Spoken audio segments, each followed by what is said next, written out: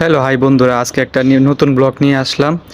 ওই দেখেন ছোট বাচ্চা, মানে কীভাবে সে শুয়ে মসজিদের বারান্দায় শুয়া শুয়া ওই একটা পাইপ নিছে, পাইপ নিয়া ওই একটা বোতল কাটছে, বোতল খাইটা বোতলের মধ্যে কিছু সাবান পানি গুলছে, গুইলা ওইটা নিয়ে নিয়ে সে বেলুন ফুলায়।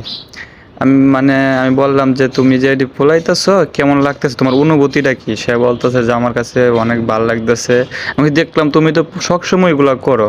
ওই দিনও আসরের নামাজে পরে দেখলাম তুমি মসজিদের সামনে দাঁড়ায় দাঁড়ায় ফুলাইতেছো বেলুন।